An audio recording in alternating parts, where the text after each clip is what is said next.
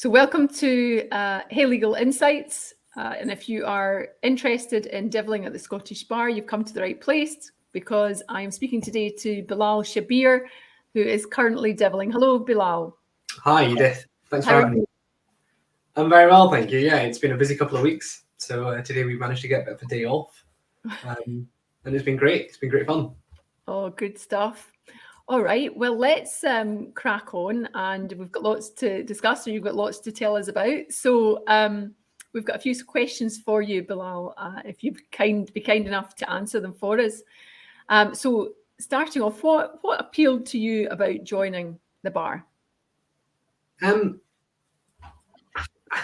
So I can't say that I've been, kind of going back.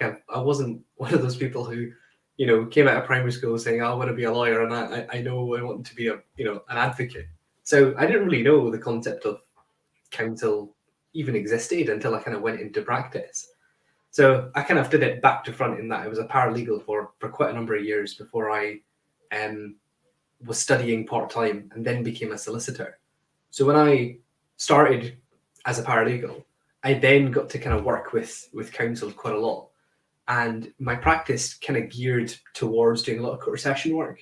So I had the chance to kind of work with and instruct quite a lot of different counsel. And because we were a small firm, we were doing, a variety of work. We weren't particularly, focused in the sort of work that we were doing. And so that inevitably meant that because I was working with counsel, I spent a lot of time in and around Parliament House.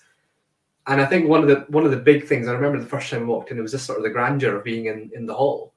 And that kind of air of gravitas every time I walked into the court session, it was, for me, it felt really special, and it still does. And I never ever got that feeling walking into, Edinburgh Sheriff Court or any other kind of busy sheriff court, where they were kind of just churning cases all the time.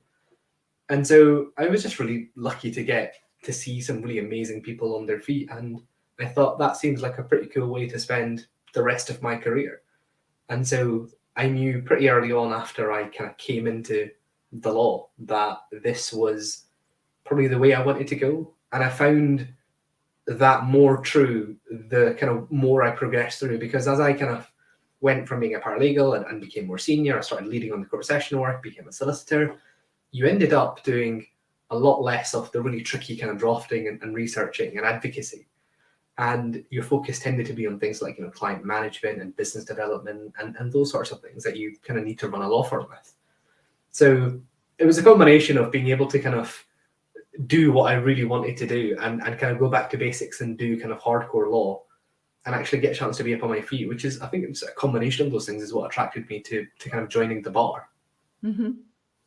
Okay. And so what was your practice area, or what kind of law were you involved in practicing? So I had quite a big public law practice, and I was doing quite a lot of judicial review work. So I was doing quite a lot of Edinburgh agent work. So I used to do quite a lot of immigration judicial reviews.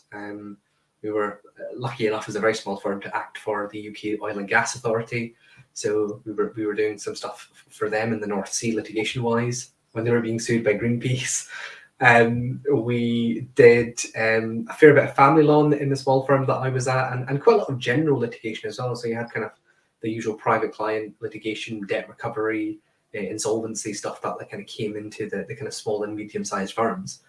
And from there, I went on to an international law firm where I was only doing defender professional negligence work. And so there I was acting for a lot of construction professionals and developers and surveyors. And that was a kind of a big change for me as well, because I went from having a very broad practice to doing something very focused.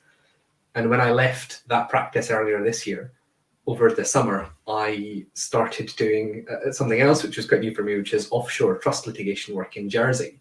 So there's a firm in Jersey that I consult for, and that kind of just specializes in offshore trust disputes and acting for kind of trustees and beneficiaries. And so I've had a very broad practice, and I think that's probably going to stand me in good stead as I go forward. Yeah, absolutely. And so how long were you practicing as a solicitor? That might be something else people are interested in knowing. Is there a specific time you should be practicing as a solicitor, or? I actually think I might be either the most junior or the second most junior person in our cohort. So I practiced as a paralegal for about 5.5 years, and I only qualified as a solicitor in July of 2020, I think it was. I had the numbers are a bit of a haze, mostly, well, one, because it was during lockdown, but also because I was working as a paralegal, my traineeship was reduced from 2 years down to 18 months. So I think it was July of 2020, something like that. So before I gave up my practicing certificate, I had been a solicitor, I think, for just over 2 years, a qualified solicitor. But having had, thankfully, quite a lot of experience beforehand in doing kind of litigation work behind the scenes. Yeah. All right. Well, see, we're being prompted on with our next question, which is, what can you explain then the process before you start deviling? So there's a lot more planning than I had thought, actually, before you start deviling. And I mean, we can take it back as far, but the most logical kind of step back is you need to matriculate as an entrant. So you basically need to have your kind of petition with your name on it, put it on the walls of court, which faculty takes care of. And that allows you to kind of sit the exams and go forward from there. So that's usually the kind of first big step in the process, that when you know you want to go to the bar, that you have your petition put up, you matriculate as an entrant. And faculty has quite a lot of, there's very detailed kind of regulations that set out the kind of process for going through that. And there's a requirement to have studied certain subjects as well. So there's a couple of subjects, I guess 3 main ones that tend to catch people out, and you have to have studied them either at undergrad level, or you can go back to university, or faculty offer them as well. The 3 main ones that catch people out are jurisprudence, international private law, and Roman law. And so I had done jurisprudence at an undergrad level, but I hadn't done international private law or Roman law. So factoring it in, once I had matriculated, I then had to go back to the University of Strathclyde to do those 2 modules separately, which in one way was quite hard because I was still working full time, but it was over COVID, which meant I was able to do everything sitting here at home. So it was that's something which a lot of people, I think, need to factor in, because it's quite rare that everybody has got all of the required subjects coming out of university. So I did that. I then had to kind of give notice to faculty that I wanted to sit the actual kind of exams before you start deviling. So once I knew I was kind of ready and I wanted to kind of take that jump, I think you have to give notice by the middle of last year. So I did that, and then the exams happen in February of every year. And the 2 main exams that you sit, the first is practice and procedure, and the second is the evidence exam, and they take place on the same day as well. And I think I started revising for them quite early on, so something like November or December. And because I was an entrant, I had access to the library, was able to go up there and make use of kind of the resources at the library and check up on the books and stuff. And really, that was the last big step before deviling started, because once I had found out that I'd passed the exam, I left private practice not long after, and I kind of had a bit of a refresh and recharge over the summer. Whereas I know some of my cohort were working right up until the Friday before deviling started.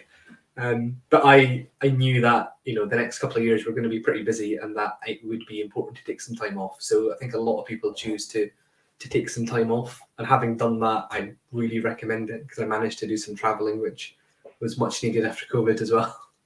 Yeah, absolutely. And just going back to your point about the making sure you've got the various subjects, Roman law, jurisprudence, etc. Yeah, I think most people, I certainly had some of those to sit, and that's important, isn't it? Just to make sure you've got everything before you then embark on doing the other bits and bobs, because without them, you won't get in. Is that right? Yeah, so without them, you can't even sit the exams that happen every year. So it takes kind of a bit of planning. And thankfully, the faculty are amazing. And for me, it was as simple as giving them my transcript. And they, you know, the Dean Secretariat's office came back and said, right, you need to do this, this, and this. And we can either give you past papers and you can sit the faculty exams, but you need to go and study for it yourself. or you can go back, because the regulations say that you basically need that module at an undergrad level.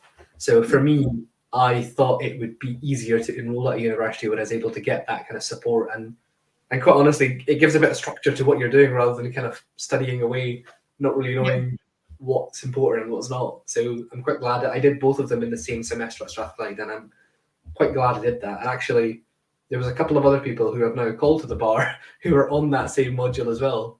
And for me, it was just very handy because all the tutorials were in the evenings and the week or the weekends as well. So it was very much aimed at people who wanted to go to the bar as well. But it does catch quite a few people out, if they're not expecting that, or if they haven't done it undergrad, that they need to do the whole list of subjects. But those are the main ones: jurisprudence, IPL, and Roman law, the ones that catch people out.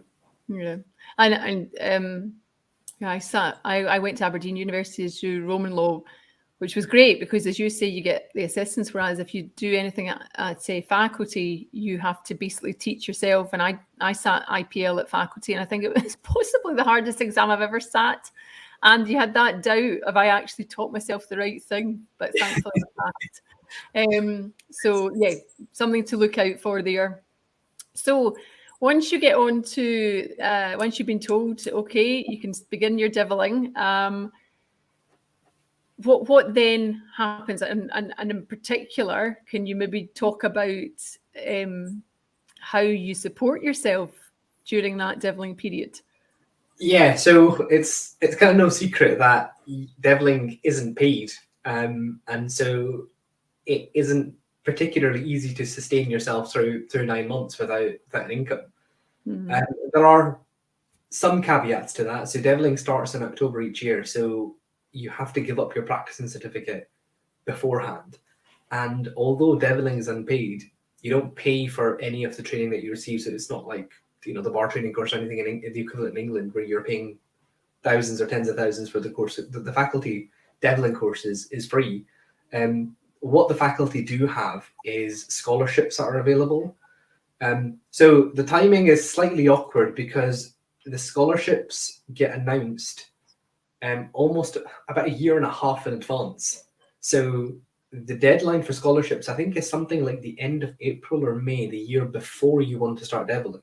So if you're, so minded and you're able to plan far enough in advance, then there's a really good chance that you might be able to get scholarships. And it's something that faculty really push, and that I think most of the practicing members of faculty pay into through a percentage of their fees. And if you can get that, that's fine. If not, then there is usually some leeway with the clerk of faculty to get permission to be able to do some ad hoc work during deviling. So, for example, there's quite a lot of our cohort that do tutoring at universities, and they can do that in the evenings or in the weekends. And the clerk is quite relaxed about that, so long as it doesn't interfere with your deviling. One of the other roles that I picked up over the summer was I do now some part-time judging for the FA in their football disciplinary disputes.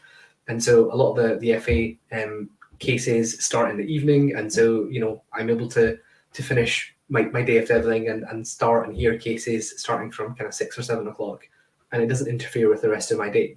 It does make it quite a long day, but it means that I'm able to still have at least some source of income compared to having nothing. But the kind of, the rationale is that you are committed full time to deviling, and that you will be in a position, hopefully, to have either saved up enough or to have some sort of scholarship to help you through that period.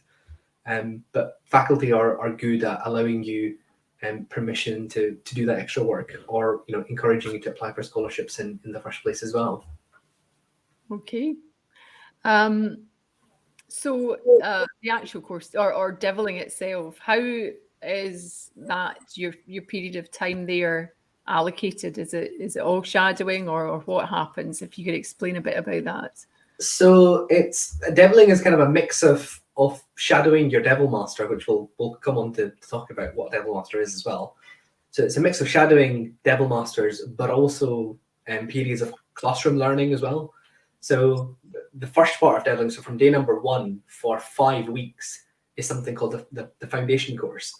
And that foundation course is basically 5 weeks of very intense exercises, getting up on your feet and doing examination in chiefs and cross examinations and preparing submissions and running mock proofs and mock trials and having lots of presentations from other members of faculty and judges on things like ethics and writing opinions, and we had one from the vice dean on cross-examining, and we have lots of members of faculty who come in to help us out and give us presentations and give us a kind of guidance and direction as well. And so the first 5 weeks are quite intense. The kind of structure is we have a timetable, and so it's quite rigid, and there's quite a lot to cover. So most of the foundation course is kind of practical exercises, getting up on your feet, a big part of which is being recorded whilst you're doing it as well. So it's very common for most of the exercises that we do to be recorded and to have instructors in the room. And we then get separate review sessions as well with other members of faculty who weren't there to kind of give us a second layer of feedback as well. And so it's been quite a busy 3 weeks, and this is the start of week number 4. Once that's over, I guess we'll kind of be let loose with our Devil Masters, and so we will still have some periods again in the classroom. So I think we have a period in maybe January, and then we have assessments in February, and then we have 2 weeks in May when we do preparation for practice. But otherwise, all the other time is filled in with time that you'll be shadowing Devil Masters around in whatever they're doing. So whether it's in court or whether it's helping them write opinions or in consultations or doing anything else that they kind of need you to do. Okay, and just then on that topic of Devil Masters, can you explain what a Devil Master is and how you go about getting one or choosing one? So Devil Masters are the advocates that the devils will shadow during their deviling period, and you can have a number of different Devil Masters. Usually you'll have a principal Devil Master, somebody who's been called for about at least 7 years and primarily who's been engaged in civil practice. And usually you will have at least one principal and one criminal Devil Master as well. And quite a lot of other people choose to have either 1 or 2 subsidiary Devil Masters as well. So the subsidiaries might work in areas which are different to the kind of principal Devil Master. They might be doing something completely different, or they might, devils might just want experience with working with somebody else and seeing different styles of advocacy and court work as well. And so that relationship, I think, is quite special because they give up their time to train you in return for nothing because their Devil Masters did it for them, and that relationship, so I hear, continues even after you finish deviling. So I think who you choose can be quite important. And so people have different ways that they go about choosing a Devil Master. One of my subsidiary Devil Masters was somebody that I worked with very regularly in practice and who I built up a good friendship with. And so I felt like I would be able to get on quite well with them. Whereas my principal Devil Master, my criminal Devil Master, and my other subsidiary, I had never met, never worked with before, but they had very interesting practices and ones that I thought, that's pretty cool, and I quite like to do some of that work as well, or at least get experience in doing some of that work. I find it a bit weird because it was kind of like, do you want to be my Devil Master? It's almost like this proposal, and they can't really say no. So I wasn't sure how formal or informal this was going to be. But the way I kind of went about it was just saying to them, look, I quite like the sort of practice you have. I'm thinking of coming to the bar, and could we have a chat about you potentially being my Devil Master? And then we met up for a coffee and we had a chat, and that was it. I don't technically think they can say no unless they've got somebody else. So it's usually a chat to kind of see whether you are, they might tell you a bit more. I mean, in that case, I was told a bit more about the sort of practice that they have, and I was like, yeah, that's good. Let's kind of seal the deal and let's do it. So that's it. You might find, I think some people find that if you approach someone who takes on devils quite regularly, you'll find that some of them are booked up years in advance as well. So I approached mine quite early actually, and I think that's one tip that I would definitely give as well. I think I approached my principal devil master maybe like at the end of last year, I think. So it was quite an early approach, and I'm glad I did that because they were quite a popular choice, I think. So that's kind of the lowdown on devil masters and choosing them. Basically, choose someone that you want to have. I mean, it's not guaranteed that you'll have the sort of practice that they have, but it can be quite a big influence, and you'll pick up a lot of experience and different skills, which you might want to do in kind of similar cases as well. But also someone that you think you might get on with as well. Mm-hmm. Absolutely. So, Bilaal, how are you enjoying your deviling so far, and would you recommend it to others? I do, and it has been really great fun, actually. And I was always really scared that I felt like I was coming into this really secret society, not really knowing what everybody kind of did.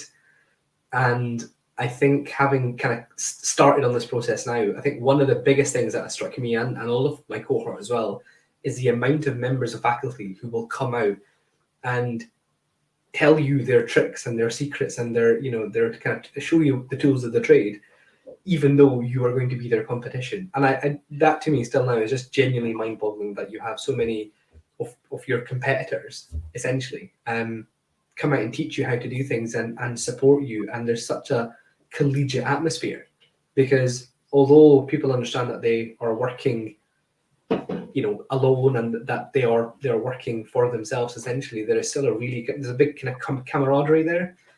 And that, I think, has really shown even at this early stage of deviling that there is this kind of camaraderie, that people are getting together and that they share and exchange ideas, and that we're encouraged to have chats with the devil masters if we're stuck on something and chat to each other. So I've really enjoyed it. I've enjoyed getting up on my feet a lot more than I thought, because I was basically a desk litigator for 8 years, and I've learned more about advocacy in the last 3 or 4 weeks than I think I did in about 8 years of practice. So I couldn't recommend it enough for people going through the course now. I'm really enjoying it, and I'm quite excited to start shadowing my devil masters as well, and actually seeing what it's like out in the big bad world as counsel. Good stuff. Well, that's all very encouraging, Bilaal, and we wish you all the very best with it. And who knows, you might come back in a year or something and tell us how you're getting on. But thank you very much for your time and for giving us an insight into deviling, for demystifying the secret society for those that are interested in following a similar course. So thank you very much. Thanks for having me, Edith. Thank you. Okay, Bilaal. Bye for now.